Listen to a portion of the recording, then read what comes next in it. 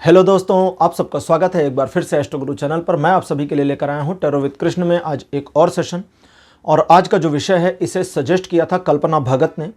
कल्पना भगत जी ने सजेस्ट किया था कि टॉपिक लीजिए कि रुकें या आगे बढ़ें। आप जिस सिचुएशन में अभी हैं वो आपकी लव लाइफ हो सकती है, करियर हो सकता है, फैमिली हो सकती है, पर्सनल चीज़ें हो सकती हैं, कुछ भी हो सकता है।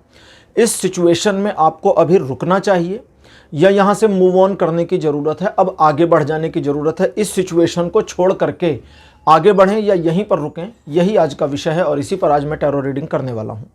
आज की इस रीडिंग के लिए 3 पाइल्स बनाई हैं जो आज यूनिक हैं। मेरे रेगुलर जो पाइल्स आप लोग देखते हैं, पाइल्स के सिम्बॉलिक्स उनसे बिल्कुल अलग है। सबसे पहले मैं आपको दिखाता हूँ, स्क्रीन पर आप देखिए ये आ गए हैं। तो 3 नंबर्स के सेट्स आपके सामने 1 2 3 करके 3 अलग अलग सेटअप में हैं। तो पहला सेट नंबर का है 157, दूसरा सेट है 248 और तीसरा सेट है 369। तो पहले तो आप इस पाइल को चूज़ कर सकते हैं कि नंबर्स का जो सेट आपको पसंद आए उसके अकॉर्डिंग चूज़ कर लीजिए, या फिर आप अपनी डेट ऑफ बर्थ के अकॉर्डिंग चूज़ कर लीजिए। अब उन लोगों के लिए जिनको अपनी date of birth double digit में है लेकिन प्रॉब्लम हो रही है, जैसे 29 है, अगर आपकी डेट ऑफ बर्थ 29 है तो 29 को 2 + 9 जोड़ लीजिए। तो 2 + 9 को जोड़ेंगे तो आ जाएगा 11। अब 11 के 1 1 को भी जोड़ लीजिए, 1 + 1 = 2। तो ये आ गया मूलांक आपका 2। ऐसे अगर आपका 28 है तो 2 + 8 = 10, तो 10 में से 0 हट जाएगा, आपका मूलांक हो जाएगा 1। तो इस तरह से। और अगर आपका 16 है डेट ऑफ बर्थ तो 167 हो गया। आपका डेट ऑफ बर्थ अगर 22 है तो 224 हो गया। आपका डेट ऑफ बर्थ 13 है तो 134 हो गया। इस तरह से आप अपने डेट ऑफ बर्थ के अकॉर्डिंग भी चूज़ कर सकते हैं। ये आपके साथ रेजोनेट करेगी। मैं आपको बता दूं कि आज की जो रीडिंग है ये जनरल रीडिंग है और टाइमलेस रीडिंग है। तो जब से आप इस वीडियो को देख रहे हैं ये वहीं से आपके साथ रेजोनेट करना शुरू कर देगी। हर बार की तरह इस बार भी टाइम स्टैम्प्स को डिस्क्रिप्शन और कमेंट सेक्शन दोनों जगह पोस्ट कर दिया गया है ताकि आपको सुविधा हो। अपनी पाइल की रीडिंग पर डायरेक्टली पहुंचने के लिए आप टाइम स्टैम्प पर क्लिक कर दीजिए, वीडियो आपके लिए फास्ट फॉरवर्ड हो जाएगा और आप डायरेक्टली अपनी पाइल की रीडिंग पर पहुंच जाएंगे। जो लोग मुझसे आज पहली बार जुड़े हैं उन सभी का मैं एस्ट्रो गुरु चैनल पर बहुत बहुत स्वागत करता हूं। आप सभी इस चैनल को सब्सक्राइब जरूर करिए, बेल आइकन को प्रेस करिए, क्योंकि जब आप बेल आइकन को प्रेस करते हैं तो नए वीडियोस की नोटिफिकेशन आपके मोबाइल फ़ोन पर आनी शुरू हो जाती हैं। और मेरे रेगुलर व्यूवर्स और सब्सक्राइबर्स, आप सभी के सहयोग और प्यार के लिए बहुत बहुत आभार। आगे बढ़ने से पहले आप सभी को बता दूं कि मैं एक प्रोफेशनल एस्ट्रोलॉजर, एक प्रोफेशनल टैरो रीडर भी हूं। तो आपकी स्क्रीन पर यह नंबर जो आ रहा है इसके ऊपर आप संपर्क कर सकते हैं अगर आपको अपने लिए एक पर्सनल टैरो रीडिंग सेशन चाहिए या आप अपनी कुंडली मुझे दिखाना चाहते हैं। ये व्हाट्सएप नंबर है तो इस पर आपको कॉल नहीं करना है, इस पर केवल मैसेज करिए। मैसेज के थ्रू सारी इन्फॉर्मेशन मेरी टीम मेंबर आपको प्रोवाइड करेगी और आपकी हेल्प करेगी मेरे साथ आपके सेशन को बुक करने में। तो चलिए आज की रीडिंग को शुरू करते हैं और आपकी पाइल में मिलते हैं।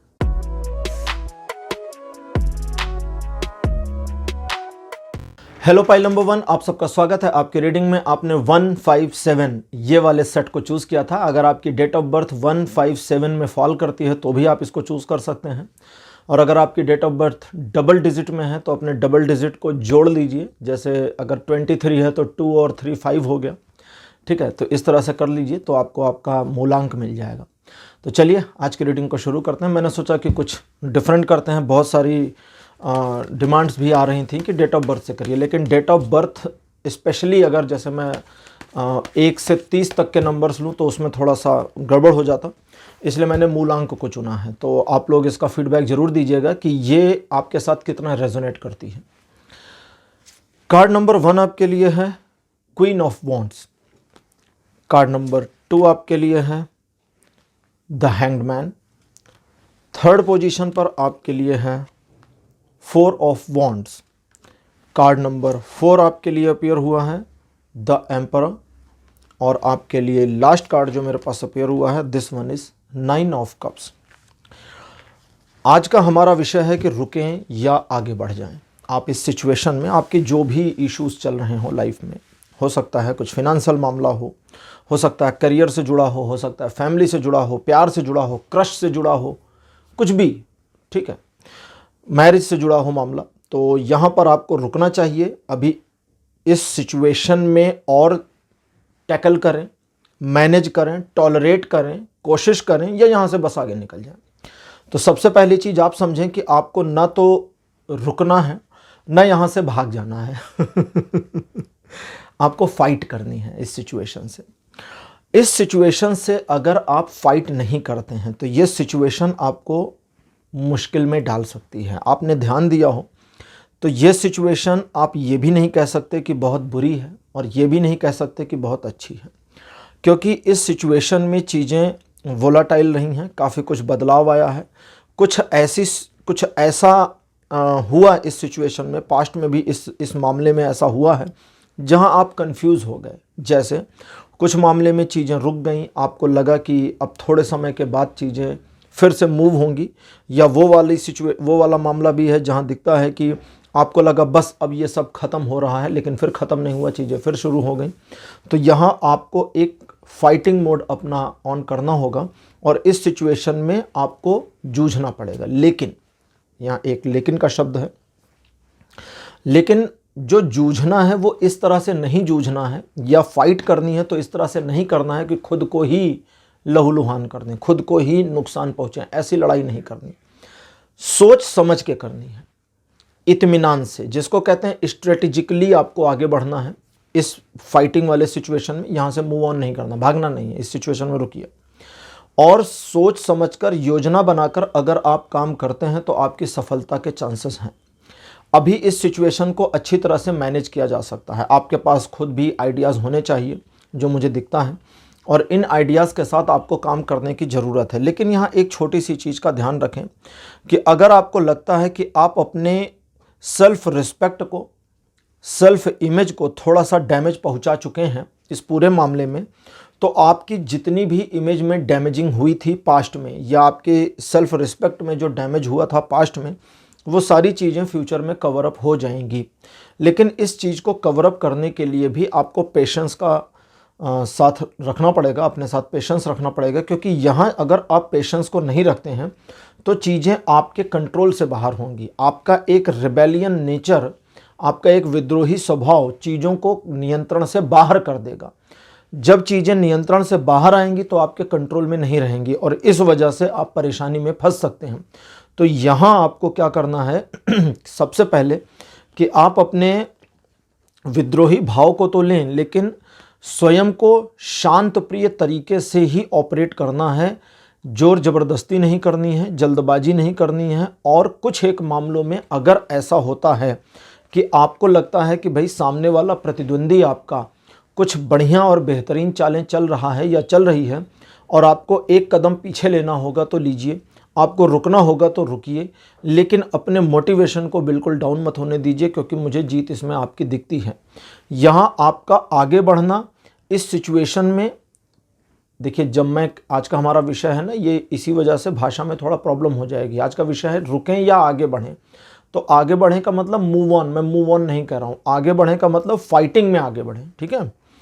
तो जब इस फाइटिंग सिचुएशन में आप आगे बढ़ते हैं, फाइट करते हैं, तो आपके लिए ऐसा नहीं है कि सब कुछ स्मूथ हो जाएगा, चैलेंजेस हो जाएंगे। और वो जो चैलेंज है, वो जो संघर्ष की स्थिति है, उसे भी इजी तरीके से मैनेज करना है। आप जोर कितना भी लगावें, अपने भीतर आपको इजी रहना है, शांति रहनी है, शांति रखनी है। इसके बारे में मैं सिंपली बताऊं, जैसे अगर सुना होगा नाम आपने, तो समुराई योद्धा जापान में होते थे। अब तो पता नहीं, शायद समुराई योद्धा कोई भी नहीं है, मुझे नहीं पता है फिलहाल आज का। तो जो समुराई योद्धा होते थे, उन्हें तलवार चलाने की ट्रेनिंग तो दी जाती थी, लेकिन उन्हें युद्ध करने की अनुमति नहीं होती थी। दोनों में अंतर है।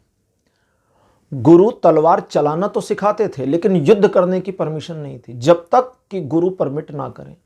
और गुरु परमिशन सिर्फ उस कंडीशन में देता था जब योद्धा भीतर रुक जाए, अंदर की हलचल स्थिर हो जाए और बाहर लयबद्धता चलनी शुरू हो जाए। बाहर चाहे जितना रिदम चले, लेकिन भीतर शांति होनी चाहिए।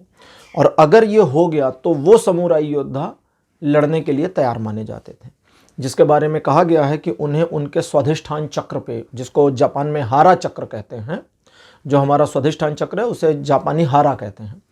तो समुराई योद्धा को अपने मन को, जो हमारा दिमाग दिमाग में होता है ना, अगर आप सोचें कि मेरा मन कहाँ है तो वो आपको अपने माइंड में ऊपर फील होगा, तो उसे ऊपर से उतार कर नीचे हारा सेंटर पे लेकर आना होता था, उसको हारा सेंटर कहते हैं।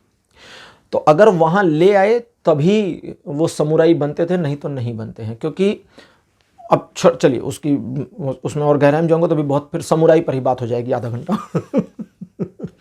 तो अंदर स्थिरता होनी चाहिए, और बाहर चाहे जितना तूफान मचा हो, चाहे जो हो रहा हो, आप फाइट कर रहे हैं, रिबेलियन है, रिबेलियन मतलब होता है विद्रोही, आप फाइट कर रहे हैं, विद्रोह कर रहे हैं, झगड़ रहे हैं, लड़ रहे हैं, कितना भी कुछ कर रहे हैं, लेकिन भीतर एकदम शांति होनी चाहिए, भीतर हलचल नहीं होनी चाहिए। क्यों? क्योंकि अगर भीतर हलचल नहीं होगी तभी आप सही फाइट कर पाएंगे। एक समुराई अगर भीतर स्थिर है तो वो अपने ऊपर होने वाले हर वार को पहले से जानता है, कौन सा वार किधर से आएगा। इसीलिए जापान में कहते थे कि जब दो समुराई आपस में लड़ते थे तो लोग चले जाते थे, देखते नहीं थे, खड़े होकर तमाशा नहीं देखते थे, क्योंकि लोगों को पता होता था कोई नहीं जीतने वाला। लेकिन समुराई किसी से लड़ रहा है तो देखने वाला मामला बनता था, फिर वहाँ युद्ध कौशल दिखता था उसका। क्योंकि अगर वो 10 लोगों से लड़ रहा है तो 10 के 10 गए, 50 से लड़ रहा है तो 50 के 50 गए, कोई बचने वाला नहीं है। समुराइज को डिफीट करने के लिए अंग्रेज़ों ने बंदूकों का सहारा लिया था, वरना समुराइज को तलवारों से हराया नहीं जा सकता था। अब बंदूक से आप दूर से गोली मार दीजिए, आधा किलोमीटर दूर से, क्या कर लेगा कोई। अच्छा, तो यहाँ आपको अंदर एक स्थिरता का भाव रखना है, और अंदर अगर स्थिर रहते हैं तो चीज़ों को ऑपरेट करने में आपको आसानी होगी, और इस सिचुएशन में आपकी जीत पक्की है। आप इस पूरे सिचुएशन को, पूरे मामले को अपने अकॉर्डिंग मोड़ने में कामयाब हो जाएंगे, यही आपके लिए आ रहा है। अब लेते हैं आज की हमारी ओरेकल डेक, जो है ओरेकल यौगिक पाथ, और देखते हैं कि ओरेकल कार्ड्स आपके लिए क्या बताते हैं। ठीक है, अब ओरेकल यौगिक पाथ को लेते हैं। आपके लिए पहला कार्ड मेरे पास अपीयर हुआ है मूलाधार। कार्ड नंबर 2 आपके लिए अपीयर हुआ है दिस वन इज माता ललिता त्रिपुर सुंदरी। ये 10 महाविद्या में से एक है। 10 महाविद्या के बारे में या इन देवियों के बारे में जानकारी करने के लिए आप एस्ट्रो गुरु चैनल की प्लेलिस्ट देखिए, प्लेलिस्ट में 10 महाविद्या का एक प्लेलिस्ट आपको मिल जाएगा। थर्ड पोजीशन पर आपके लिए देवी दुर्गा। कार्ड नंबर 4 आपके लिए अपीयर हुआ है विशुद्ध। विशुद्ध हमारे हृदय चक्र को कहते हैं, ठीक है। और लास्ट में आपके लिए अपीयर हुआ है तपस। तपस तपस्या से आया हुआ है। तो 5 कार्ड्स आपके लिए अपीयर हो चुके हैं। अब इस चीज़ को समझें, आज का हमारा विषय है रुकें या आगे बढ़ें। अगर आप स्थिरता का भाव नहीं दिखाएंगे तो फिर शुरुआत नहीं हो पाएगी। ओरेकल कार्ड्स की पहली इन्फॉर्मेशन, शुरुआत किस चीज़ की? शुरुआत उस चीज़ की जो चीज़ों को परिवर्तित कर दे, जो आपके फेवर में चीज़ों को मोड़कर ले आए। लेकिन अगर आप उस शुरुआत को नहीं होने देते हैं और सब मोड़कर अपने फेवर में लाना चाहते हैं, जैसे आजकल करते हैं लोग, मेडिटेशन शुरू करते हैं, दूसरे दिन चाहते हैं कि परम ज्ञान प्राप्त हो जाए। नहीं हो सकता, समय चाहिए। थोड़ा सा पेशेंस बहुत ज़रूरी है। और जब मैं थोड़े पेशेंस की बात करता हूं तो असल में ये थोड़ा काफ़ी ज़्यादा हो जाता है। खैर कोई बात नहीं। तो सबसे पहले आपको एक स्थिरता का भाव चाहिए। जब स्थिरता का भाव आएगा और अगर आपके पास आइडिया नहीं है कि मैं कैसे टैकल करूं, तो देवी कहती हैं कि वो आइडिया तुम्हें मिल जाएगा, वो आइडिया आपको दे दिया जाएगा और आप उस आइडिया को ग्रैब कर लेंगे। आपको नोवेयर, पता नहीं कहाँ से वो आइडिया आ जाएगा कि अब आप अपनी सिचुएशन में मैनेज कैसे करेंगे। लेकिन पहले रुकना होगा, वो भी अंदर। अगर अंदर हलचल मचती रहती है, लगातार चलती रहती है, तो आप उस आइडिया को पा नहीं पाएंगे। और जब वो आइडिया आपको आ जाएगा या वो विचार जो आप अपनी सिचुएशन को मैनेज करने के लिए इस्तेमाल में ला रहे हैं, वो स्ट्रेटजी जिसको इस्तेमाल में ला रहे हैं, उस स्ट्रेटजी में एक एक्सपेंशन हो जाएगा, चीज़ें फैलाव में आ जाएंगी और आपके विद्रोही या आपके विरोधी जो होंगे, जो आपके अपोनेंट होंगे, उन अपोनेंट्स के साथ सिचुएशन को मैनेज करने में आसानी होगी। अब यहाँ पर हो सकता है कुछ लोगों का जो मामला हो उसमें अपोनेंट ही ना हो, वो एक ऐसी सिचुएशन में हो, एक ऐसी क्राइसिस में हो कि इस क्राइसिस में यहीं रुकें या आगे बढ़ें। अपना ही बिजनेस है, अपने बिजनेस में कोई अपोनेंट है नहीं, तो आपके बिजनेस में जो अपोनेंट है वो सिचुएशन है, माहौल है, वर्तमान है, जो आपको आपके बिजनेस में पीछे धकेल रहा है। तो यहाँ आप अपनी स्ट्रेटजी को अगर फॉलो करते हैं तो आप उसी वर्तमान सिचुएशन को पीछे धकेलने में कामयाब हो जाएंगे और सक्सेस की ओर आगे बढ़ना शुरू करेंगे। ये चीज़ ऐसे ही एजुकेशन पे या बाकी चीज़ों पे लागू होगी। लेकिन आप अपनी स्ट्रेटजी में, अब यहां दूसरी चीज आ रही है, उसको ध्यान से सुने। आप अपनी स्ट्रेटजी में कितने भी डार्क हों, आपको लाइटर फील करना है। लाइटर मीन्स हल्का।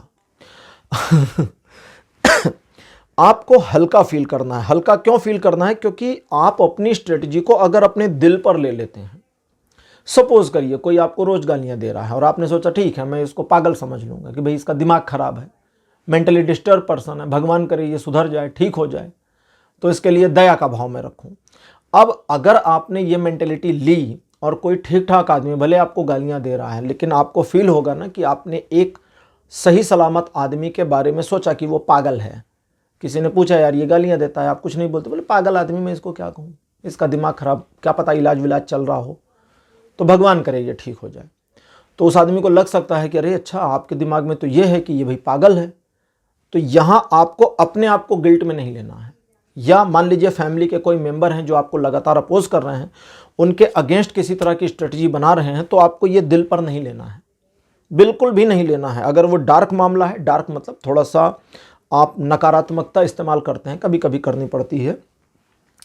अगर आप कुछ निगेटिव प्लान बना करके चल रहे हैं तो भी आपको दिल पर नहीं लेना, बस ये याद रखिएगा। लेकिन अब आगे की सबसे इंपॉर्टेंट चीज़ वो ये है कि जब सिचुएशन आप मैनेज करना शुरू करेंगे तो ये मैनेज तो होती चली जाएगी, ऐसा नहीं कि नहीं होगी, लेकिन जब ये सिचुएशन मैनेज होती चली जाएगी तो आपको अपने ऊपर एक बोझ भी मालूम देगा। आप अपने आप में इस सिचुएशन में मैनेज होने के बाद, अभी वाला नहीं, बाद, आप रहना चाहते हैं या यहां से जाना चाहते हैं। अभी तो फंसे हैं कि मैं रुकूं या भाग जाऊं, सामना करूं या निकल जाऊं, ठीक है। लेकिन जब चीजें मैनेज हो जाएंगी, आपके नियंत्रण में आ जाएं, उसके बाद आपका एक डिसीजन होना है। वो डिसीजन आपको परेशान कर सकता है। अभी तो देखिए डिसीजन अलग चीज है, परेशानी अलग चीज है, दोनों को क्लब मत कर दीजिएगा, दोनों एक जैसी लग रही हैं यहां पे। प्रेजेंट सिचुएशन आपकी है कि मैं यहां रुकूं या निकल जाऊं। जैसे ये फॉर एग्जांपल एक लेते हैं कि अगर सपोज किसी के ऑफिस में प्रॉब्लम चल रही तो उसका दिमाग होगा कि यार मैं इसी कंपनी में कंटिन्यू करूं या भाग जाऊं इस कंपनी को छोड़ करके। तो आपके लिए है कंटिन्यू करिए, सामना करिए, फोकस करिए और स्ट्रेटेजिकली काम करके सिचुएशन को अपने पक्ष में लाइए, अपने अपोनेंट्स को धराशायी कर दीजिए। लेकिन जब ये कर लेंगे तब आपके पास एक ऐसा बोझ आ जाएगा जहां आपको लगेगा कि अब चीजें ठीक तो भले चल रही, लेकिन यार अब मेरा दिल नहीं कर रहा यहां रुकने का, अब मैं दिल से यहां से जाना चाहता हूं। अभी तक तो मैं भागना चाह रही थी, अब मैं दिल से चाहता हूं या चाहती हूं कि निकल जाऊं। वो डिसीजन होगा और वो डिसीजन आपको बिना किसी दबाव, बिना किसी प्रेशर, बिना डिस्टरबेंस, बिना डिप्रेशन के लेना है। जो दिल चाहता है, सब ठीक होने के बाद भी आपका दिल चाहता है कि मैं भाग जाऊं, तो भाग जाइए, निकल लीजिए इनको इनके हाल पे छोड़कर। फिर बॉस पूछेंगे यार सब तो ठीक हो गया था, तुम्हारी तो यार फिर से इमेज बनने लगी थी, हमने तो सब कुछ बढ़िया कर दिया यार तुम्हारे लिए, अब तुम जा रहे हो। बोलो हाँ ये अब जा रहे हैं, बस मुझे मेरी सेल्फ रिस्पेक्ट वापस चाहिए थी, मिल गई, टाटा नमस्ते बाय बाय अलविदा। लेकिन अगर आप रुकना चाहते हैं तो ये सिचुएशनली फोर्सफुली नहीं होना चाहिए, आपका एक डिसीजन होना चाहिए। बस इसी का आखिरी में आपको ध्यान रखना है। तो पाइल नंबर 1 आपके लिए ये थी आज की रीडिंग। आज की रीडिंग आपको कैसी लगी, अपने एक्सपीरियंस, अपने अनुभव कमेंट सेक्शन में जरूर लिखिएगा। इस वीडियो को लाइक करिए, शेयर करिए और चैनल को सब्सक्राइब करना मत भूलिएगा। अगले वीडियो में आपसे फिर मिलूंगा। Bye bye.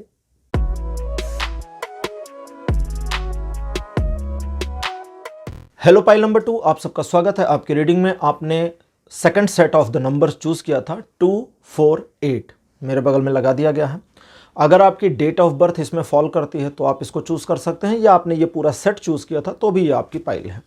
अगर आपकी date of birth double digit में है तो दोनों डिजिट्स को जोड़ लीजिए और जोड़ने के बाद में जो सिंगल नंबर बचता है वही आपका मूलांक है आपके बर्थ का, आपके डेट ऑफ बर्थ का, ठीक है। तो उस हिसाब से भी चूज कर सकते हैं। अच्छा, ये एक नई पद्धति मैंने शुरू करी है अपने चैनल पर, बाकी यूट्यूबर्स ने किया होगा या टैरो रीडर्स ने किया होगा तो अलग बात है। क्या रेजोनेशन आपके साथ रही, इसका फीडबैक आप लोग जरूर दीजिएगा, ठीक है। और अगर ये आपको अच्छा लगता है ये सेटअप, ये तरीका, तो आगे और भी वीडियोस इसी मेथड पर आएंगे, सेट ऑफ नंबर्स पर, ठीक है। तो शुरू करते हैं आज की रीडिंग। कार्ड नंबर 1 आपके लिए अपेयर हुआ है 8 ऑफ पेंटिकल्स। कार्ड नंबर 2 आपके लिए अपेयर हुआ है क्वीन ऑफ पेंटिकल्स।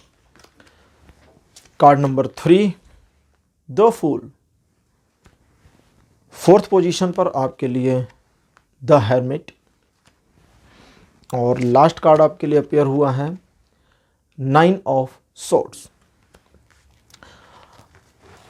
देखिए, अगर किसी सिचुएशन में आप ऐसे हैं जहां किसी पर्सन के ऊपर बिलीव करने की वजह से आप इस सिचुएशन में फंसे हुए हैं, या आप इस सिचुएशन से भागें, रुकें, मूव ऑन करें, या अभी रुक जाएं, ऐसी उठापटक या ऐसी मेंटेलिटी है, उधेड़-बुन है, दिमाग में ये चीज़ पिन कर रही है बार बार, तो सबसे पहला जो काम करना है, आपको उस पर्सन पर बिलीव करना बंद कर देना है। और ये एक्चुअली बंद कर देना है। सोच तो आप भी बहुत समय से रहे हैं, विश्वास आप कहेंगे कि भाई मेरा तो बहुत समय से विश्वास उठ गया था, लेकिन फिर भी हमने मौका दिया। कितना मौका देंगे, हो गया ना, अब कई बार हो गया, अब छोड़ दीजिए इस चीज़ को। ज़रूरत पड़े तो उस पर्सन को बता भी दीजिए कि अब आपके ऊपर विश्वास करने का कोई मामला मेरे पास रह नहीं गया, लेकिन ये ज़रूरत पड़ने पे बताना है। ऐसे नहीं कि आप गए और उसको बताया कि हेलो अब तुम पर भरोसा नहीं, ऐसा नहीं करना है। मतलब ये आपकी अपनी इमेज और अपने लिए अच्छा नहीं है, ठीक है। अगली चीज़, जैसा कि आप जानते हैं कि अगर ये आर्थिक मामला है तो चीज़ें आपकी कैच से बाहर हो रही हैं या हो गई हैं। इकोनॉमिकल मामले में एक डाउनफॉल देख रहा हूँ। फैमिली के मैटर्स में आपकी बात की वैल्यू ख़त्म हो रही है। प्रेम संबंध, शादी के संबंध, इन मामलों में अगर आप एक सिचुएशन में फंसे हैं कि यहाँ रुकें या यहाँ से आगे बढ़ें, तो मैं कहूँगा डिसीज़न तो ले ही लिया है आपने आगे बढ़ने का। मूव ऑन करने का फैसला तो कर ही चुके हैं, बस उस फैसले पर मोहर नहीं लग पा रही। वो प्रेसिडेंट साइन बचा होता है ना, सीनेट जब पास कर देती है, इंडिया में तो खैर सीनेट नहीं, पार्लियामेंट होती है, सीनेट बोलते हैं यूएस वाली को।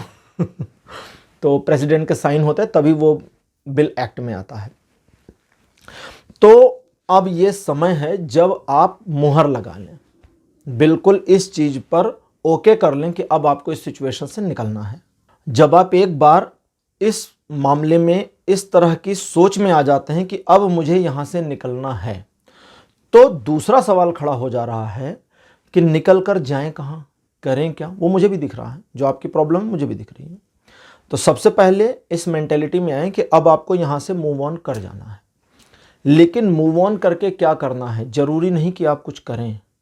जैसे कभी कभी सोचिए ना इस चीज़ को कि आप अगर जैसे होता है कि हाई स्कूल पास कर गए, अब क्या करना है, अब आगे की पढ़ाई करनी है। कभी कभी कुछ लोग पढ़ाई नहीं करते हैं, या आपने ग्रेजुएशन किया, अब यहाँ से क्या करना है, पोस्ट ग्रेजुएशन। कभी कभी होता है कुछ नहीं करना है, फला काम करना। हमेशा हमारे पास एक ना एक रास्ता होता है, हमेशा हमारे पास कुछ ना कुछ आइडियाज़ होता है कि यहाँ से आगे हमें क्या करना है, सुबह उठना है, फला फला काम करना है। इस वाले मामले में आप जो वो लैक फील कर रहे हैं, जहाँ आपको पता नहीं है कि अब यहाँ से निकलें तो क्या करें, वो एक गैप सिचुएशन है। उस गैप सिचुएशन को आपको एक्चुअली बनने देना होगा। वो गैप सिचुएशन ही आपको यहाँ से निकलने में मदद करेगी। और उस सिचुएशन से अगर आप अभी नहीं निकलते हैं, मतलब यहाँ से अभी नहीं निकलते हैं, तो उस सिचुएशन में पहुँचेंगे नहीं। जैसे कभी कभी सडनली होता है कि फॉर्चुनेटली हमें अपने फेवर में चीज़ें मुड़ती हुई नज़र आती हैं हमारे बिना कुछ किए, तो वो गैप सिचुएशन में आपके साथ ऐसा ही कुछ होगा, लेकिन थोड़े से गैप के बाद में। ये कार्ड अपीयर हुआ है 10 ऑफ पेंटिकल्स, दिखा के रख देता हूँ, नहीं तो कहेंगे दिखाया नहीं। यहाँ पाइल नंबर 2 छोटी सी चीज़ को समझ लें। अगर आप इस प्रेजेंट सिचुएशन में या किसी स्पेसिफिक टॉपिक में आप स्टक फील कर रहे हैं और परेशान हैं कि यहाँ रुक जाएं, इस सिचुएशन को मैनेज करें या यहाँ से आगे निकल जाएं, तो आपके लिए है बस मैनेज बहुत कर चुके, बहुत एफर्ट कर चुके, बहुत एनर्जी वेस्ट कर चुके, अब आगे निकल जाइए। लेकिन अब यहीं से अगला सवाल शुरू हो रहा है कि आगे निकल कर क्या करेंगे, क्योंकि अभी कोई योजना, कोई प्लान आपके पास नहीं है। अब मैं आपको कह रहा हूं कि अकॉर्डिंग टू द टैरो आपको किसी प्लान की ज़रूरत नहीं है, क्योंकि जब आप इस सिचुएशन से आगे निकलते हैं तो एक गैप मोमेंट आता है। इस गैप मोमेंट को मैं कहता हूं कि ये एक रीसेटिंग टाइम होता है, जब ईश्वर आपकी चीज़ों को मैनेज कर रहे होते हैं, क्योंकि आपने स्वयं को एक जगह से निकालकर दूसरी जगह पे जंप आउट कर दिया है। पटरी बदल दी अपनी ट्रेन की, लेकिन जो पटरी बदली है ये वाली तो खैर कहीं जा रही थी, भले कहीं गड्ढे में जा रही थी, लेकिन जा तो रही थी। ये वाली पटरी तो कहीं नहीं जा रही है, यही प्रॉब्लम हो गई ना कि अगर हम इधर ट्रैक बदलते हैं तो ये तो कहीं नहीं जा रही पटरी, हमारी तो ट्रेन आगे जा ही नहीं सकती। तो वही मैं कह रहा हूँ, यहाँ आइए और ट्रेन पे बैठ जाइए, अपनी ट्रेन को इधर ले आइए। अब ये पटरी आगे नहीं जा रही, रुकिए, ये पॉज मोमेंट है, रीसेटिंग मोमेंट है, गैप मोमेंट है। आगे की पटरी बनाने का काम ईश्वर तब करेंगे जब आपकी ट्रेन इस पटरी पर आ जाएगी। आप उस पटरी पर ट्रेन लेकर खड़े रहिए कि इधर वाली पटरी बन जाए तो हम जंप करें, तो फिर जिंदगी बीत जाएगी, उधर ही खड़े रहोगे, आ नहीं पाओगी। तो वहां से जंप करना होगा। हाँ भाई, तुम्हें भी उठा रहा हूं। इसने कहा मैं बताता हूं चीजों को। द फूल का कार्ड ये कहता है, झोंक दो अपने आप को उस अननोन में जहां तुम नहीं जानते क्या होने वाला है, क्योंकि तुम्हें जानने की जरूरत नहीं, तुम्हारे लिए चीजें बन जाएंगी। लेकिन यह रिस्क तो लेना पड़ेगा, और अगर इस रिस्क को लेने को तैयार नहीं हो तो तुम वो नहीं पा सकते जो तुम्हें मिलना है। ठीक है, ये थोड़ा सा मुझे खुशी हुई कि इजी भाषा में आया, मुझे लगा था थोड़ा गूढ़ आ जाएगा, तो अब इसको एक्सप्लेन तो करना नहीं है, समझ ही गए होंगे क्या कहा द फूल ने। हाँ जी, अब लेते हैं ओरेकल कार्ड्स। आज की ओरेकल डेक है ओरेकल यौगिक पाथ। आपके लिए कार्ड नंबर 1 मेरे पास जो अपीयर हुआ है, दिस वन, माता पार्वती। कार्ड नंबर 2, ओजस। थर्ड पोजीशन पर आपके लिए माता सीता। कार्ड नंबर 4 आपके लिए अपीयर हुआ है, प्राण। प्राण के बारे में मैंने पहले भी कई बार बताया है, ये लाइफ नहीं है। यहाँ जो प्राण है इसका मतलब लाइफ नहीं है, यह है प्राण की ऊर्जा। जब हम अपनी सांसों से, अपने सांस से जब हम ब्रीथ को इन करते हैं, हवा खींचते हैं ना, ऑक्सीजन, साइंस में पढ़ा होगा, तो अगर अब जैसे कोई डेड बॉडी है, उसमें पंप लगा के ऑक्सीजन भरते रहिए, जिंदा नहीं हो सकता इंसान। साइंटिस्ट ने करके देख लिया है, बहुत कुछ कर लिया, कुछ नहीं हुआ। तो साइंटिस्ट कहते हैं कि ऑक्सीजन से हम चलते तो हैं, ठीक है, ये फ्यूल है हमारा बॉडी का, लेकिन हम जीवित ऑक्सीजन की वजह से ही नहीं है, कुछ और भी है, वो प्राण ऊर्जा है। उसी ऊर्जा को मैनेज करने के लिए जो सांस लेने की पद्धति होती है, जो एक टेक्निक होती है, उसी टेक्निक को प्राणायाम कहते हैं। 5th नंबर पर आपके लिए हैं देवी दुर्गा। तो 5 कार्ड्स आपके लिए अपीयर हो चुके हैं, पाइल नंबर 2। अब हम उस सिचुएशन में फंस गए थे कि वहां से निकलना है और निकल के जाना कहाँ है। तो पार्वती माता का जो कार्ड अपीयर हुआ है वो कहती हैं कि अब इस सिचुएशन से जब तुम निकलना चाहोगे तो तुम्हारे लिए नए रास्ते बनते तो चले जाएंगे, लेकिन तुम्हें अपने ऊपर आत्मविश्वास बनाए रखना होगा, क्योंकि तभी आप सिचुएशन को अपने कंट्रोल में ला पाएंगे। जब वो बोलती हैं तो आपको तुम बोलने लगती हैं, मैं बोलता हूँ तो मैं आपको आप बोलता हूँ। थोड़ा अजीब हो जाता है, मेरे लिए भी हो जाता है, क्योंकि वहाँ पर मैं रेजिस्टेंस नहीं कर सकता हूँ एक्चुअली। ठीक है, तो यहाँ आपको अपने तेज को बनाए रखना है, यानी आप अपने व्यक्तित्व को संभाले रहें, आप खो ना जाएं। क्यों? क्योंकि द फूल कहता है कि आप वो इंसान हैं जो प्योर हैं। आपकी श्रद्धा ठीक थी, आपका विश्वास ठीक था, आपने सिचुएशन पर विश्वास किया तो ठीक था, लोगों पर किया तो भी ठीक था, अपने पर किया तो भी ठीक था, हर चीज से धोखा मिला ये भी ठीक ही था। क्योंकि इस मासूमियत के साथ में, इस प्योरिटी के साथ में ये चीज़ें हो ही जाती हैं। तो यहाँ आपकी एक पेनफुल सिचुएशन को दर्शाता हुआ द फूल। लेकिन सीता कहती हैं कि धैर्य सबसे बड़ी चीज़ है, और धैर्य चाहिए। क्यों चाहिए? धैर्य इसलिए चाहिए क्योंकि जब तक वो सिचुएशन क्रिएट नहीं हो जाती जो आपकी लाइफ को बदल देगी आने वाले समय में, तब तक आपको ज़्यादा हलचल नहीं करनी है। फिर करना क्या है? वो गैप वाले मोमेंट में करें क्या? सवाल आ गया ना जी। जो रीसेटिंग मोमेंट है, किसी किसी के लिए वो मोमेंट 1 महीने से 2 महीने का होगा, किसी किसी के लिए 4 और 6 महीने का भी हो सकता है। वो डिपेंड करता है आपकी अपनी प्रॉब्लम, सिचुएशन और ईश्वर के अपने परसेप्शन पर कि उन्हें कितना टाइम चाहिए, कितनी लंबी दूरी का ट्रैक बनाना है, 1 किलोमीटर का बनाना है कि 1000 किलोमीटर, है ना। ट्रैक बनेगा तो बनेगा। तो यहाँ सीता माता का कार्ड है, कहते हैं कि धैर्य रखो और उस गैप मोमेंट में अब अपने आप को संचालित करो, आगे आने वाली चीज़ों के लिए प्राण ऊर्जा भरो। प्राण ऊर्जा भरो। प्राण ऊर्जा भरो का मतलब क्या होता है? सबसे पहली चीज़, जो जैसा है उसे वैसा स्वीकार कर लीजिए। जब प्राणायाम करते हैं तो एक निश्चित टेक्निक के तहत सांस को खींचा जाता है, कुछ सेकंड्स तक उसको रोका जाता है, फिर एक या दूसरे नोजल से, दोनों से नहीं, कभी एक से कभी दूसरे से या कभी मुंह से उसे बाहर निकाला जाता है। हाँ, कभी कभी प्राणायाम में होता है कि अब आपको सांस खींच के केवल मुख से निकालना है, नाक से नहीं निकालनी है। तो यानी कि अब आपको अपने आप को एक तरह से समष्टि के साथ, जिसको हम यूनिवर्स आजकल कहते हैं ना, आजकल मॉडर्न लैंग्वेज में यूनिवर्स कहते हैं ना, यूनिवर्स की कृपा बनी रहे, तो यूनिवर्स के साथ लय करना है। लय करने का मतलब होता है जो हो रहा है उसे होने दीजिए। आपने अपने आप को इस सिचुएशन से निकाला, एक गैप फील्ड पे आ गए, अब जो हो रहा है होने दीजिए, अच्छा भी और बुरा भी। इसे जब नहीं रोकते हैं तो आपकी ऊर्जा ऐसी संचित होती चली जाती है जो आने वाले समय में चीज़ों को अपने हिसाब से आपको मैनेज करने की पूरी पावर दे देती है। और उसी सिचुएशन में, सिचुएशन को उस मोमेंट में, जब वो मोमेंट आएगा तो आप उस सिचुएशन को अपने अकॉर्डिंग मोड़ना अगर चाहते हैं तो मोड़ते चले जाएंगे, जितना चाहते हैं उतना, जैसा चाहते हैं वैसा। लेकिन इस चीज़ को इसी ढंग से लेकर के आगे बढ़ना होगा, तब ये चीज़ें होंगी। पाइल नंबर 2, आपकी जो रीडिंग थी ये मुझे काफ़ी हद तक ऐसी भी दिख रही थी जो पर्सनल या साइकिक जैसी आपको लगे। अगर कन्फ्यूज़न होगी तो इस रीडिंग को आपको दोबारा देखना पड़ेगा या सुनना पड़ेगा, तो उसे कर लीजिएगा, चीज़ें आपको रिक्लियर हो जाएंगी।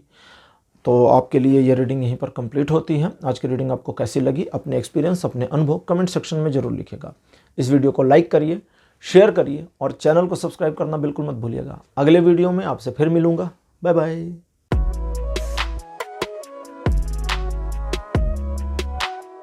हेलो पाइल नंबर 3, आप सबका स्वागत है। आपकी रीडिंग में आपने 3, 6, 9 को चूज़ किया था। यही सेट ऑफ नंबर्स मेरे बगल में लगा दिया गया है। ये जो सेट ऑफ नंबर्स हैं, अगर आपने पूरा सेट लिया है तो ठीक है, और अगर आपकी डेट ऑफ बर्थ 3, 6, 9 पर आती है तो भी ठीक है, या आपकी डेट ऑफ बर्थ के नंबर्स के योग, जैसे 12, 2 + 1 = 3, ठीक है। अगर आपके डेट ऑफ बर्थ के नंबर्स के योग इसी में आते हैं कैटेगरी में तो भी ठीक है। तो आज ये मैंने कुछ नया किया है, यूनिक किया है। तो आज की जो रीडिंग है ये कितना रेजोनेट आपके साथ करती है, इसे आप अपने एक्सपीरियंस कमेंट सेक्शन में ज़रूर लिखिएगा, तो उससे मुझे पता चल जाएगा। तो आगे भी मैं इस तरह से आपकी डेट ऑफ बर्थ के अकॉर्डिंग या मंथ के अकॉर्डिंग रीडिंग्स को लाता रहूँगा, तो वो भी चीज़ें आएंगी, ठीक है। तो बताइएगा ज़रूर आप लोग। चलिए शुरू करते हैं आज की रीडिंग को। कार्ड नंबर 1 आपके लिए अपीयर हुआ है। Pile number 3, king of pentacles. Second position पर the star. Card number 3, 7 of sword. Card number 4, 10 of cups. और आपके लिए लास्ट कार्ड अपीयर हुआ है द मून। अगर मैं आपको एक बहादुर इंसान कहूं तो गलत तो नहीं कह रहा हूं ना। काफ़ी बहादुर हैं आप। अपने से पहले दूसरों की सोचते हैं, हर एक को खुश रखने की कोशिश करते हैं, चाहे अब समझ ही गए होंगे। खैर, अब उस चीज़ को छोड़ें। तो जैसा कि आप जानते हैं कि आज की हमारी रीडिंग का विषय है कि रुकें या आगे बढ़ें, इस सिचुएशन में अभी यहीं पर रुकें या आगे बढ़ जाएं।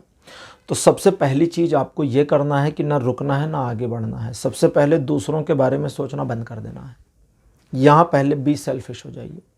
जैसे ही आप सेल्फिश हो जाते हैं, जैसे ही आप उनको क्या लगेगा, बुरा लगेगा कि अच्छा लगेगा, दोनों को छोड़, मैं दोनों छोड़ने कह रहा हूँ ना, मैं ये तो नहीं कह रहा हूँ कि बुरा लगे तो लगने दीजिए, नहीं, मैं तो कहीं नहीं, मैं कह रहा हूँ न्यूट्रल हो जाइए।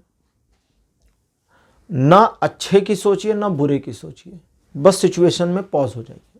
अगर वे आपसे पूछें तो कहिए कि अभी मैंने इस पूरे मामले को थोड़ा सा छोड़ दिया है। जैसे अगर ऑफिस का मामला है, अगर ऑफिस के मामले में सिचुएशन आपके अंडर कंट्रोल नहीं चल रही है, या आप परेशान हो गए हैं, छोड़ें या ना छोड़ें इससे परेशान हो गए हैं, कंफ्यूज हैं, तो यहाँ आपको पॉज क्या होना है, अभी रुक जाएं एकदम से। ना इस चीज़ में ऐसा सोचें कि कंपनी में आप परेशान हैं, ना ये सोचें कि आप खुश हैं। बिल्कुल अपने को न्यूट्रल में ले आएं एक बार के लिए। जब तक आप सिचुएशन में न्यूट्रलाइज नहीं हो जाते तब तक एक्चुअली आपका इनर एक्टिवेट नहीं होगा। जैसे अभी घबराहट दिखती है मुझे, आप चीज़ों को मैनेज कर रहे हैं, ऊपर ऊपर से बड़े खुश भी रह रहे हैं, लेकिन अंदर एक पेन दिख रहा है। तो वो जो अंदर का पेन है, वो जो सिचुएशन है, वो अभी मैनेज करने लायक नहीं है। आप रेडी नहीं हैं अगले कदम के लिए। जैसे अगला कदम जो भी है मैं भी आपको बता रहा हूँ। यहाँ पर कार्ड अपीयर हुआ है द मून का। तो वैसे मून के बारे में बता दूँ, मून पॉजिटिव और नेगेटिव दोनों चलता है। देखा है ना आपने आसमान में चंद्रमा को, घटता भी है और बढ़ता भी है। घट रहा है तो दैट मीन्स नेगेटिव, बढ़ रहा है दैट मीन्स पॉजिटिव। तो ये दोनों एनर्जीज को स्प्रेड कर रहा होता है, नेगेटिव भी और पॉजिटिव भी। मून ही भी है और शी भी। चंद्र को हम कई हमारे हिंदू धर्म के, हमारे सनातन धर्म के रिचुअल्स हैं, पूजा पद्धतियां हैं जिसमें चंद्र माता कहते हैं। करवा चौथ पर चंद्रमा को हम माता मानते होते हैं, ठीक है। और कई ऐसे भी पर्व आते हैं जब चंद्रमा को हम देवता मान रहे होते हैं। गणेश चतुर्थी पे हम चंद्रमा को माता नहीं देवता मानते हैं। चंद्रमा के बारे में ज्योतिष में भी कहा गया है कि चंद्र देव, पहली चीज तो यही बता देता हूँ, ज्योतिष जो वैदिक ज्योतिष है उसमें चंद्र को देव कहा गया है, लेकिन उनको माता क्यों कहा है उसका रीजन भी ज्योतिष में मिलता है। रीजन बताता हूं। कुछ ऐसे योग होते हैं जिसमें अगर बृहद पाराशर होरा शास्त्र में कुछ लोगों ने पढ़ी होगी तो उसमें देखा होगा कि ऐसे योग हैं जहां पर कहते हैं कि जन्म हुए बालक का बचना मुश्किल हो जाता है। हफ्ते में, 2 हफ्ते में, महीने में, 4 महीने में या साल में उस बालक की मृत्यु निश्चित होती है। और वहाँ श्लोक कहते हैं कि ऐसे बालक को यम भी नहीं बचा सकते, यमराज स्वयं नहीं बचा सकते। बाकी तो छोड़िए, किसी से भी रक्षित नहीं हो सकता, कोई सुरक्षा कर ही नहीं सकता। और परिहार में वहीं बताया गया है कि यदि चंद्रमा की मदद ली जाए, अब वो मैं यहाँ पर रेमेडीज नहीं बता रहा हूँ, सिर्फ चंद्रमा की मदद, हर एक की कुंडली के हिसाब से चीज़ें अलग अलग हो जाती हैं बच्चों की, ठीक है। क्या करना है क्या नहीं करना है वो अलग अलग होता है। कहीं माता पिता को कुछ करना है, कहीं बच्चे के लिए कुछ करना, अलग अलग होता है। तो अगर चंद्रदेव की मदद ली जाए तो परिहार में वही श्लोक आगे कहते हैं कि ऐसे बालक की रक्षा चंद्रमा माता के समान करते हैं जिसे यम छू नहीं सकता। माता से उसके बच्चे को छीन के लाना बड़ा मुश्किल काम होता है, तो चंद्रमा माता बन जाते हैं, माता के समान रक्षा करते हैं। तो यहाँ चंद्रमा का कार्ड आपके बारे में आगे की चीज़ें बताता, लेकिन पहले की तैयारी कर लीजिए। पहले की तैयारी में आपको अपने अंदर एक न्यूट्रलनेस लेकर आनी है। जब तक आप न्यूट्रल नहीं लेंगे अपने आप को, तब तक बायस रहेंगे, चाहे अपने साथ हो या उसके साथ हो या सिचुएशन के साथ हो जाए। जब आप न्यूट्रल हो जाते हैं तो आपको जो धुंधलापन है वो साफ नजर आने लगता है। जैसे अभी मैं जॉब की बात कर रहा था, जॉब वाले मामले में आपकी सबसे बड़ी प्रॉब्लम यह है कि आपको पता है कि आपकी प्रोफाइल या सैलरी या डेजिग्नेशन के अकॉर्डिंग मार्केट में जॉब बड़ी टॉट सिचुएशन है और मिल नहीं रही है, मुश्किल है। लेकिन जब आप न्यूट्रल हो जाएं, सिचुएशन में अगर न्यूट्रल हो जाएं, तो यहीं पर मुझे जो दिखता है, भले आपकी नौकरी जाने वाली क्यों ना हो, यहाँ पर मतलब आपकी सिचुएशन के अकॉर्डिंग बता रहा हूँ। इस चीज़ को मैं एक बार रीवेरीफाई कर लूँ बोलने से पहले नहीं तो यहाँ मैं बोल दूँ, बाद में लोग कमेंट करेंगे अरे यार ऐसा का वैसा हो गया। आपके लिए कार्ड अपीयर हुआ है डेथ का डेथ का कार्ड अपीयर हुआ है। हंस इसलिए रहा हूँ कि मुझे बड़ा अच्छा लगा ये कार्ड अपीयर हुआ। हंस इसलिए रहा हूँ कि मैंने एक्सपेक्ट नहीं किया था कि ये कार्ड आ जाएगा। खैर, डेथ का कार्ड टैरो कार्ड में एक परिवर्तन को दिखाता है। जो मैं बताने जा रहा था कि ये होगा, मेरी इंट्यूशन जो आ रही है, जो कार्ड मुझे बता रहे हैं, वो यही चीज़ थी जो ये बता रहा है। तो मतलब इसको निकालना नहीं निकालना बराबर ही होगा मेरे लिए। तो जब तक आप, अब जैसे मैं भी जॉब की बात कर रहा था, उस चीज़ को क्लियर कर दूं तो आप समझ जाएंगे, बाकी सब चीज़ों से रिलेट कर लेंगे। जैसे जॉब वाले मामले में जब आप न्यूट्रल हो जाते हैं, जब आप न्यूट्रल हो जाएंगे, जब तक जैसे अभी नहीं हुए हैं, तो आपको एक पेनफुल सिचुएशन का सामना करना पड़ रहा है जहां आपको लग रहा है चीज़ें खत्म हो रही हैं। अब ये कहता है कि चीज़ें खत्म तो होंगी लेकिन समय के साथ में। जैसे मैंने कहा ना कि अगर आपको लगता है कि अभी आप जॉब से निकाले जाने वाले हैं तो भी आपको समय मिल जाएगा, और ये जो समय मिल जाएगा ये समय आपके लिए है,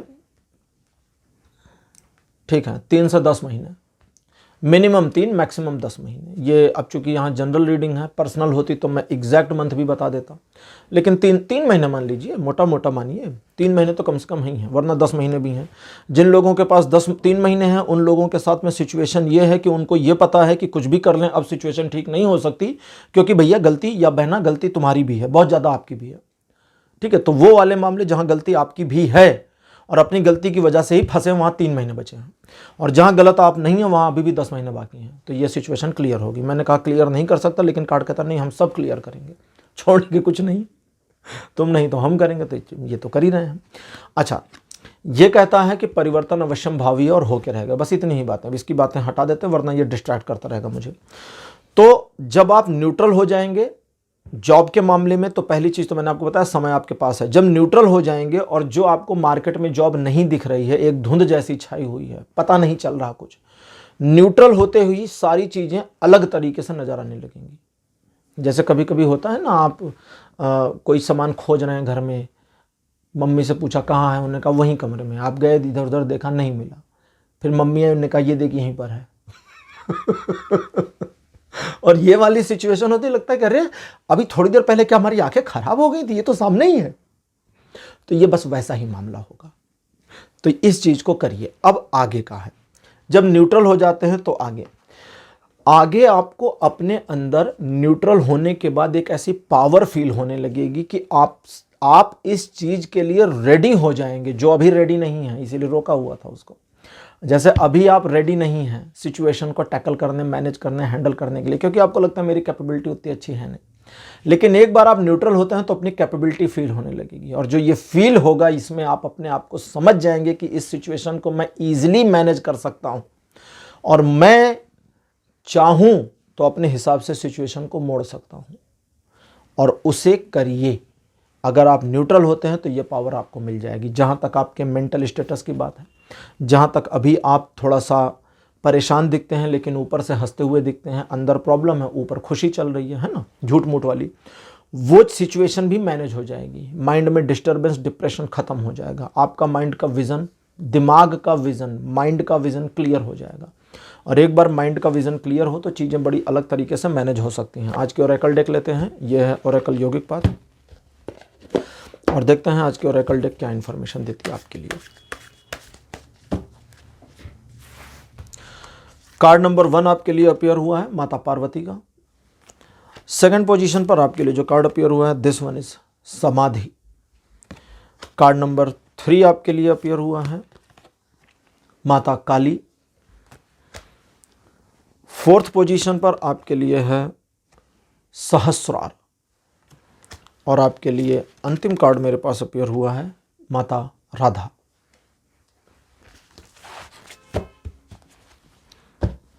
तो आपके लिए 5 कार्ड्स अपीयर हो चुके हैं। तो ओरेकल कार्ड क्या बताते हैं वो समझिए। अगर आप एक बार न्यूट्रल हो जाते हैं, आपको एक शक्ति का आभास होगा, और वो शक्ति आपको ऐसी फील होगी कि अब आप अपने सिचुएशन को अकॉर्डिंगली मैनेज करने में सक्षम हैं। जहां एक आपको अंधकार सा दिखाई दे रहा था, वहां प्रकाश की किरण आपको मिलनी शुरू हो जाएगी, और उस सिचुएशन से निकलने के लिए न सिर्फ आप तैयार होंगे बल्कि टैकल करने के लिए भी रेडी होंगे। अब यहां पर आज का हमारा विषय, रुकें या आगे बढ़ें, ये सोचना आपको है और निर्णय आपको लेना है। लेकिन उस निर्णय को सही तरीके से लेने के लिए आपको पहले न्यूट्रलाइज होना पड़ेगा। अगर आप न्यूट्रल होते हैं तो निर्णय की स्थिति तक आप खुद आ जाएंगे। अगर आप टैरो से पूछते हैं कि आपको क्या निर्णय लेना चाहिए, तो आपको वो निर्णय लेना चाहिए जो सिर्फ आपके लिए सही हो, किसी के लिए भी नहीं। न पति के लिए, न पत्नी के लिए, न बच्चों के लिए, न फैमिली के लिए, न परिवार के लिए, न रिश्तेदारों के लिए, न समाज के लिए, न कंपनी के लिए, सिर्फ आपके लिए। मेरे लिए क्या सही है, यहाँ कोई स्वार्थ नहीं है। यहाँ सिर्फ एक डिसीजन है कि प्रेजेंट टाइम में मेरे लिए क्या सही है। ये बिल्कुल वो वाला मामला है जैसे हवाई जहाज में कहते हैं ना कि जब एयर प्रेशर कम हो और ऑक्सीजन के मास्क नीचे गिरें तो सबसे पहले अपने लगा लीजिए, फिर बगल वाले के लगाइए। क्यों? क्योंकि बगल वालों के लगाने के चक्कर में कई लोग सीधे ईश्वर का साक्षात्कार करने चले गए हैं। सच में हुआ है, मैं मजाक नहीं कर रहा हूँ, मैं कोई हंस नहीं रहा हूँ, ये सीरियसली बात बता रहा हूँ। एरोप्लेन में चूँकि वो ऊपर उड़ता है तो वहाँ ऑक्सीजन लेवल कम होता है, तो कई बार कुछ इश्यूज़ हो जाते हैं, कुछ प्रॉब्लम हो जाती है जिसकी वजह से हवाई जहाज़ के अंदर का ऑक्सीजन कम हो जाता है। तो ऑक्सीजन मास्क निकल आते हैं इमरजेंसी में, तो उसको लगाना होता है, मास्क पहनना होता है, इलास्टिक लेके पीछे से बांध देते हैं। और कई लोग दूसरों की मदद करने के चक्कर में खुद निकल गए। ये सच बात है, इसलिए अनाउंसमेंट होती है कि पहले खुद लगाइए फिर किसी की हेल्प करिए। ठीक, तो यहाँ आप एक ऐसी सिचुएशन में हैं, आ जाएंगे जहाँ आप समझ जाएं। अब जो ऊर्जा आपको मिल जाएगी, जो एनर्जी, जो पावर आपको मिल जाएगी, उस पावर को इस्तेमाल करने के लिए आपको एक पेशेंस की ज़रूरत होगी। जल्दबाजी नहीं, जल्दबाजी में तो गड़बड़ होती है। वो पेशेंस भी कार्ड कहता है कि अपने आप आ जाएगा। आप अपने आप में एक ऐसा धैर्य अनुभव करेंगे कि हाँ, मैं सिचुएशन को मैनेज कर सकता हूँ, और सचमुच में आप कर ले जाएंगे। और ये जो धैर्य का अनुभव है, ऐसा नहीं है कि आप न्यूट्रल हो जाएंगे तो बिल्कुल लुंज पुंज हो जाएंगे, नहीं। अपने अंदर एक शक्ति महसूस करेंगे कि मैं सिचुएशन को मैनेज कर सकता हूं। अगर ऊर्जा की जरूरत है तो मेरे अंदर है, पैशन की जरूरत है तो मेरे अंदर है, तेजी की जरूरत है तो मेरे अंदर है, सब कुछ है। और यहाँ काली माता का और सहस्रारा का कार्ड है जो कहता है कि ऐसी सिचुएशन में आप एक शक्ति और बुद्धिमत्ता का कॉम्बिनेशन बन जाएंगे। और जब शक्ति और बुद्धिमत्ता के कॉम्बिनेशन आप बन जाएंगे तो माता राधा कहती है कि फिर ब्यूटीफुली आप सिचुएशन को अपने हिसाब से जैसा चाहोगे वैसा मैनेज होगा। माता राधा ने एक बार भगवान कृष्ण को लड़कियों के कपड़े पहना दिए थे। आपने कभी कभी देखा होगा, कुछ वॉलपेपर्स आते हैं जिसमें भगवान कृष्ण गोपी के वेश में हैं। सिचुएशन को अपने हिसाब से मैनेज कर पाओगे आप। और जब सिचुएशन आपके हिसाब से मैनेज हो तो अब आप उस सिचुएशन में रुकें या वहाँ से आगे बढ़ें, यह आपका डिसीजन होगा। और यही चीज़ आपके लिए ज़्यादा बेहतर होगी। और ये चीज़ आपको वो खुशी देगी जो असली है, सचमुच की है, वो अभी वाली नहीं जो आप नकली चेहरे पर चिपकाए घूमते रहते हैं, वो नहीं, असली वाली। और वही चीज़ आपको चाहिए। तो इस सिचुएशन में अभी आपको यही करना चाहिए। ओके, पाइल नंबर 3 आपके लिए आज की रीडिंग यहीं पर कंप्लीट होती है। आज की रीडिंग आपको कैसी लगी, अपने एक्सपीरियंस, अपने अनुभव कमेंट सेक्शन में जरूर लिखिए। इस वीडियो को लाइक करिए, शेयर करिए और चैनल को सब्सक्राइब करना मत भूलिएगा। अगले वीडियो में आपसे फिर मिलूंगा, तब तक के लिए बाय बाय।